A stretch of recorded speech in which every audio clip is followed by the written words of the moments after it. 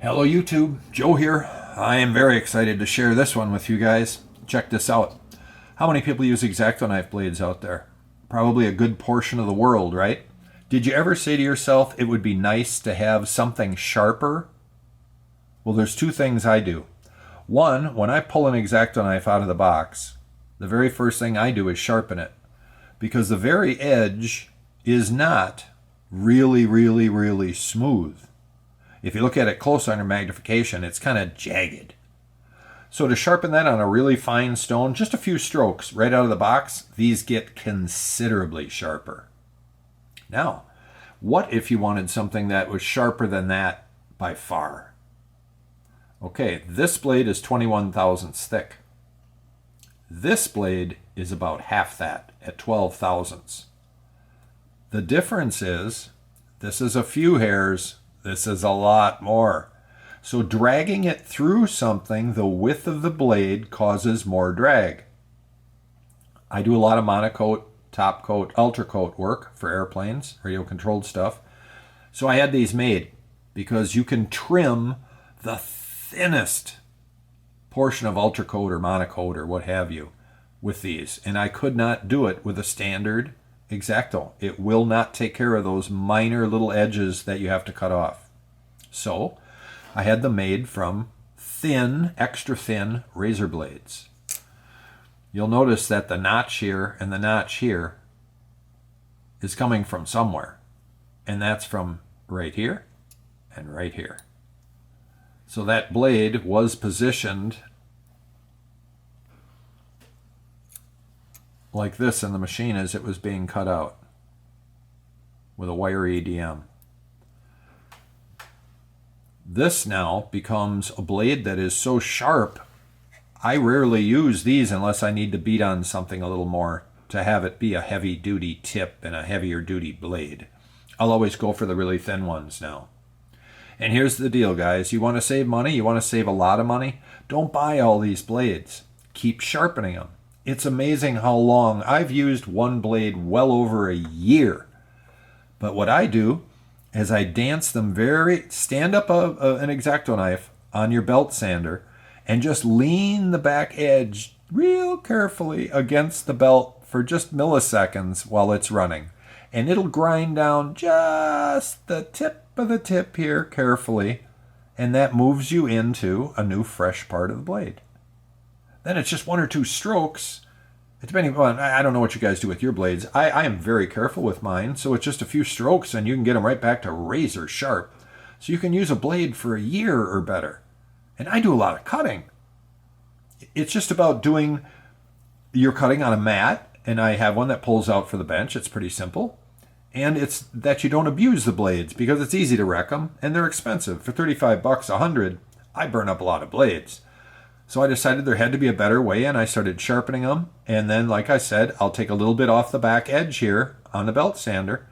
You just stand it right up and down, and it works really good. Hold your X-acto knife at about 5 degrees, maybe, to a belt sander. Maybe even it's 2 degrees, just so you don't wreck the back edge of the handle as the belt's coming around, you know. I'll show that in just a little bit. But it's all about saving these. Don't throw them out. This is really good high carbon steel. And you can tell when you're belt sanding them because it throws sparks that look like snowflakes. And when you see that, that's high carbon steel. And that's always the steel that'll sharpen really good. All right, now let's have a quick look at how we actually do sharpen one of these on a belt sander. Okay, now if this was running, you want to keep your fingers so they're almost gonna touch, but not gonna. And then you're just gonna real carefully dance the top, psst, psst, psst, like that, real carefully. And it's gonna sand away real carefully that top. Don't forget to leave little cooling in between each little touch. You gotta leave cooling for a while for that heat soak to happen so you don't blue the tip. Works perfectly every time. Just leave, don't put any tension on it. Don't sit and that'll wreck it for sure. You know, it'll curl over. It just little touches, and it works so good, you guys. I don't have the wording for it. It's only going to take just a couple. You got a brand new tip right back. And then for those of you who might not have a belt sander, there's another really easy way too. These are probably some of the handiest little guys there are. They're available in, I believe, 4 different grits that I'm aware of, all the way up to, I think it's 1200. So I think there's 4, 6, 12. There's something else I'm missing. Anyway, grab a medium. These are really inexpensive. I believe a whole set of 3 or something like that was like $25, or a set of 4. Pretty inexpensive. Anyway, it's a man-made, either man-made diamond or it's just industrial diamond of real small size. Be real careful with them though. You don't want to get crazy with these things. You can rub the stones right off of them, if you will, if you get too wild. But you're going to just want to do the back. And it only takes maybe 20 strokes, 15, something like that. And you're going to keep your angle real low so that just the tip gets hit. And you're just going to work that tip a little bit. And I literally leave my fingers right up against the plastic and just tilt it forward and literally play the game like this to get your tip back. Once you have these made, if you do decide to have them made, you want to be careful with them after you have them made, because you can't buy these. I don't know why somebody hasn't come up with an ultra thin razor blade for an X-acto knife. Why just the heavy duty version? Maybe because people are too tough on them. I love these. You guys have got to try this. Again, why not sharpen something versus spend the money and buy and throw out. Sharpen it, and it's tuned for you at that point. It's better than it was new. So that's why I keep using them. All right, so you have a standard X-acto knife, a number 11 or what have you. I have already preset my angles here to 15 degrees. That's where you're going to want to be for a razor blade. Just give yourself, let's say this is fresh out of the package. I typically have this sitting around with my fine stones already in it. And you're just going to give it like 5 or 6 strokes. And that's it. And you're going to have an edge that is considerably sharper than when you started. Right here's an example of saving a lot of money.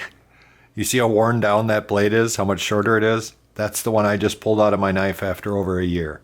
And for more X-acto tips and tricks, you can take a knife blade, grab yourself anything. You could do this outside on the concrete if you wanted.